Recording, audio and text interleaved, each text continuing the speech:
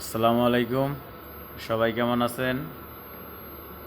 আমার বাসার পাশে আজকে ছোটোখাটো একটা মেলা হচ্ছে, তাই ঘুরতে আসলাম। দেখি কি কি পাওয়া যায়।